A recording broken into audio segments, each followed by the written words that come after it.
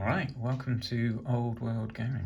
If you've been following along, you'll know that I'm in the middle of batch painting this horde of Night Goblin archers from the old Battle for Skull Pass set, and they're starting to look pretty good. I'm rather pleased with them. This guy, Gami's loving it. Today we are doing the bases. So you might be able to tell that all of them, apart from these four on the end, have had the first layer done. So what I'm going to start off doing is showing you what I use for the first layer and how I do it. And then I'll pick some of these other guys up and start showing you how to do their bases. So let me put this back up here and I'll show you where we're going. So here's one of my Night Goblin Spearmen that I painted a week or so ago. So you can see on his base, I've stuck some sand, so that's literally PVA on the base and then dunked it in some sand. I'll do that in another video just so you can kind of get a feel of what that is. And then some static grass to kind of finish it off. It's not particularly good light here, is it, to show this? I don't know how to get a better light, but there we go. So you can see what's on his base, and I like it. I think it looks good. So that's what we're gonna go for. I'll probably, I won't do the green, I won't do the grass, but we'll do the rest on at least a few of these guys today. And then, yeah, we'll see how we get on from there. So the paints I'm gonna be using is I'm starting with Rhinox Hide as the base layer. So obviously I sprayed these guys black initially after sticking the sand on, so that is literally just sand. This is actually from a sand pit. Don't tell my son, I nicked it from a sand pit. He probably wouldn't mind anyway. So yeah, so PVA, stick the sand down, and then these guys got sprayed, and obviously we've seen a few of the different steps so far. I haven't shown you all of them. I'll endeavour to do that in a future video, show you like the black and the skin and stuff like that. But yeah, so we'll do the bases. So the first step for these guys is Rhinox Hide as a base layer. Then I'm using Mornfang Brown as a second layer, and then finally Bleached Bone. Obviously this is an old paint. If you're using one of the new ones, you'll be using Wraith Bone or a Shabty Bone. Either of those I'm sure will do fine. But yes, that's what we're using. So yeah, I think we'll just make a start. So for doing the bases, I'm using a really old janky brush. Now I say this brush has not been well looked after. I left it in the care of one of my children, who shall remain nameless, and he knows who he is. This brush, which is the one that I've been using, is actually older than this brush, but this one's been looked after by me, so there we go. This is probably about 15, maybe more than 15 years old now. Yeah, more than 15 years old. This one is maybe about 15. Yeah, okay. This one isn't as old, but they're both still quite old. Anyway, all that to say, I look after my brushes better. Always look after your brush. Make sure you wash it out really well. You can see it's starting to go a bit at the end. It's not perfectly clean, but for the age of this brush, it's doing pretty well. Anyway, back to the janky brush. The reason I'm using this brush is because I'm going to be dabbing it on. Basically, it's quite a nice thick brush. It's having the paint wedged at the bottom has kind of made it splay a bit, so it actually is quite handy. So I'm just going to get some of my Rhinox Brown on my brush and pop it on my palette. And I don't know if that'll be enough to do these four guys. What I'm doing next is I'm adding a whole load of water. I'm going to make it quite runny. So this is probably about as much water as there is paint there, maybe slightly more water than paint. So it's about a 50-50 mix. And I'm just gonna, the reason I've put so much water in is it's really hard to get it into the cracks of the sand, because the sand is because of the texture. If it's not really wet, really runny, then it just doesn't go in, and you end up just painting on the top, and leaving all the black showing through. Which, I mean, if that's what you want to do, that's what you want to do. But it's not what I want to do. So he can go there. Yeah, I think I'll probably have enough here to do the first 3, and then I'll have to mix up a little batch for the last one. So just quickly, oh no, actually, only enough for the first 2. All right, so I'll do the same again for the last 2, and then we'll be done.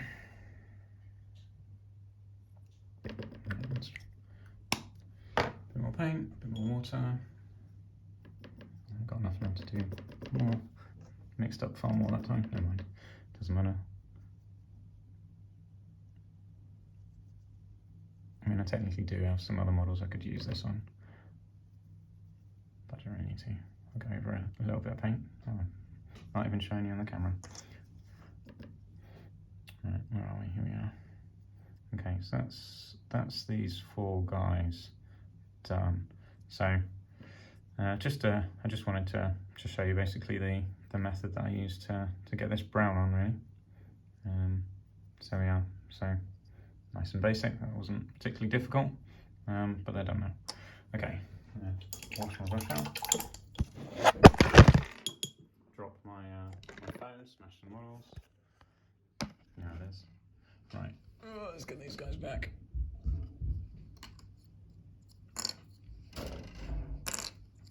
Scattering like goblins.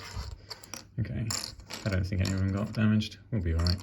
Okay, so let's pick a victim to start off with. So let's use this guy. So these, I painted the rest of them last night, so they're all dry. It will take like an hour or so to dry if you've used a bunch of water, but I mean, it makes it loads quicker. Okay, so now I'm going for the Mournfang brown. And get some of this on my brush, pop it on my palette. So the reason I'm using a palette is so that I can regulate the amount of paint on my brush. So that might be a little bit much. You can see it's kind of globbed is the wrong word, but it's smooth over. You can't see the bristles. I think I want to be able to see kind of the texture of the bristles coming through. You can see that's a bit more, you can make out the bristles. So that's kind of how I'm going for that. And what I'm doing now is I'm just going to gently drag it across so that it catches on the raised areas and doesn't go in the gaps. So the opposite of what I just did, because the last one I was trying to fill the gaps up. This time I just want it to catch on the raised areas. It doesn't matter if it goes in really. We'll talk about that in another video. So these, I'll tell you about it now. We'll find some examples, but the static grass is essentially Tipex for where you've made mistakes on your bases. So that's my favourite use for static grass. So there we go. But yeah, so when we do the static grass episode, I'll talk about that a bit more. Which will be the next episode. Because we'll definitely be on static grass by next time. So that's the first guy done. So nice and straightforwards, just the catching all the raised areas, and yeah, leaving the gaps. So that's the first guy. And I'll just do a few more. What I'll do is I will do some more guys until this colour runs out, and then we'll move on to the bone. And I'll show you how we do that.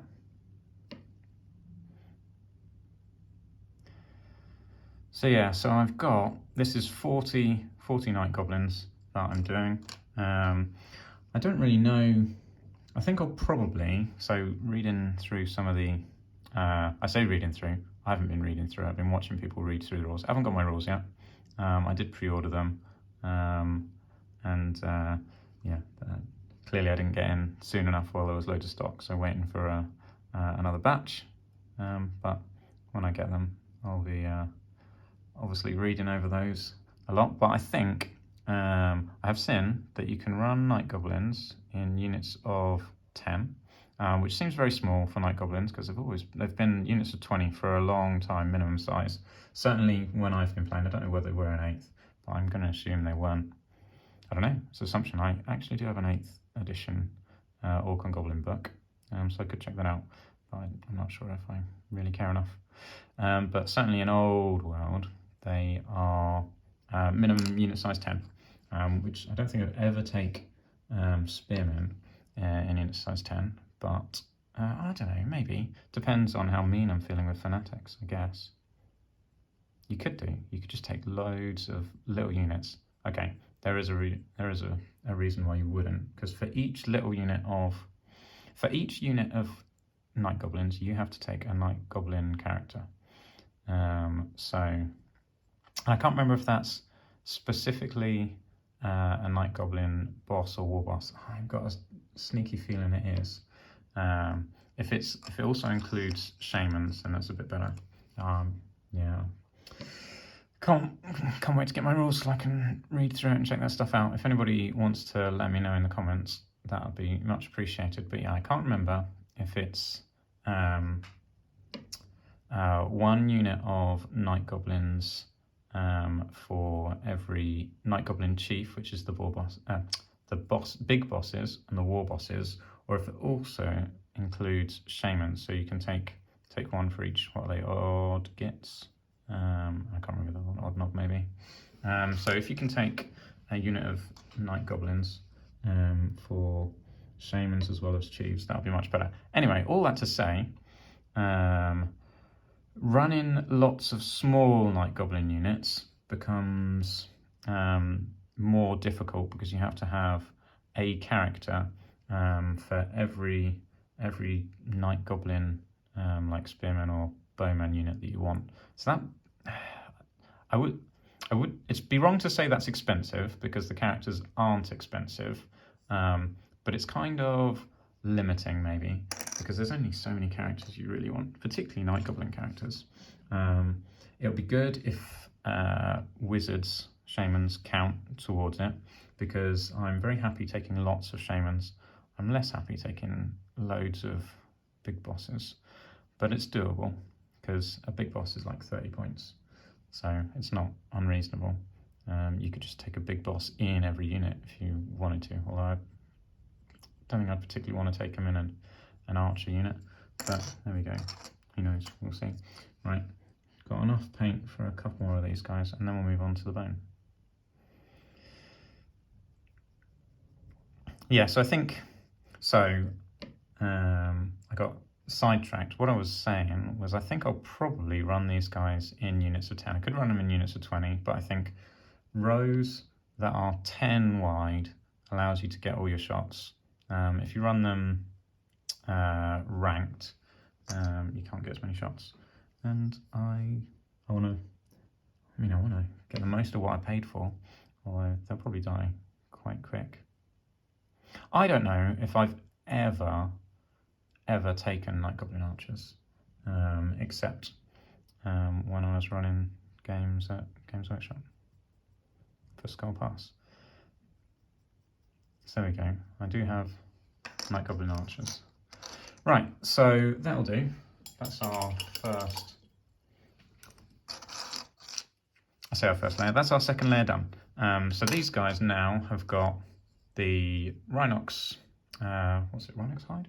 Rhinox hide base layer with Mournfang brown. Previously, I used to use snakebite leather and vermin brown. I've used both of those. They were kind of like the same colours, but Mournfang brown is very similar. Okay, so let's move on to the bone. I'm very wary that my phone is going to fall off this and just smash my guys again. That was very unfortunate. But there we go. That's what you get for not having a tripod. But as the thumbnail suggests, these are experimental videos because I'm still trying to work out, one, if it's a good idea for me to be uploading videos. Please let me know. Do like, subscribe, give me comments. I need feedback. Let me know what you think of these videos, what I can do to improve. And to be honest, if you're still here this far into the video, I'm very impressed and you're doing a really good job. Or my thumbnail was really impressive. I think at the moment, the only reason I'm getting any views is just because my thumbnails look pretty sweet. And yes, I'm pleased with them. I am biased, but I think they look good. So there we go. So this is doing a very similar approach to last time. I was going to say I'm using less paint. I don't know if I am using less paint. My bleached bone is very runny. It's old. I mixed some water in it a while back to kind of rejuvenate it. And yeah, so it's probably got too much water in. But yeah, so I'm just very, super lightly skimming the surface. You can't realize how light this is. This is the lightest touch possible. It's barely making any contact with the sand, and it's just because I've done this. I've probably painted 1,000 models or so using this technique, maybe more. Yeah, it could be a couple of thousand models. So I'm very used to doing this. So it's if it looks easy, it's not as easy as it looks, I think, is what I'm trying to say. But yeah, so there we go. So that's what he looks like. I'll just do a few more. And then we'll call it there. So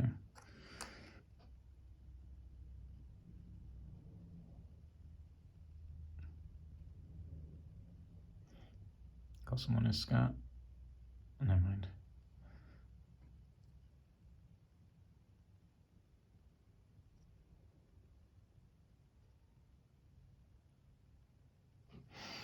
I think I'm trying to work out what to do for my next set of videos.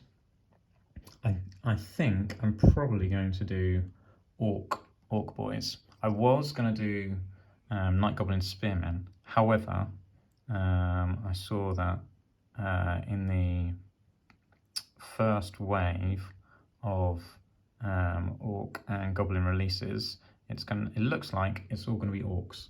So I figure if I do a how to batch paint orc boys, whether we do the archers, might do the archers first, could do the warriors first, then that will help anyone out who is just starting with their new orc stuff.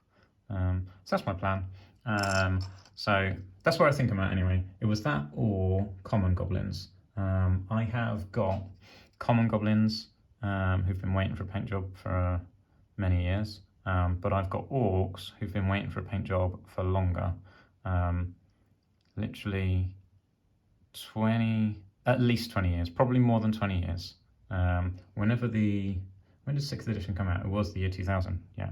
So there we go. So 23, well, we're in 2024 now, but yeah, it would have been about 23 years ago. I got a whole bunch of orcs, and they have been waiting very patiently, which is very unusual for orcs, for their paint jobs. So it's only fair that they get first dibs, I think. So let me just quickly finish off this guy. I am running out of paint, but I should just about have enough on my brush to finish his base. Yeah, just about scraping it off. All right, so there we are. That's the first kind of part of doing their bases. So we've got we went up through those. Rhinox hide, one fang brown, and bleached bone. Pick a bone of your choice, doesn't really matter too much. And then this is where we'll be going. Next episode, we'll do the grass and the green. So that's it for this one. Thanks again. Like, subscribe, give me some comments. I'll love to read comments, get feedback from people, and yeah, it'd be really good to see how you're finding it and what things I could do to improve. All right, thanks everyone. Bye.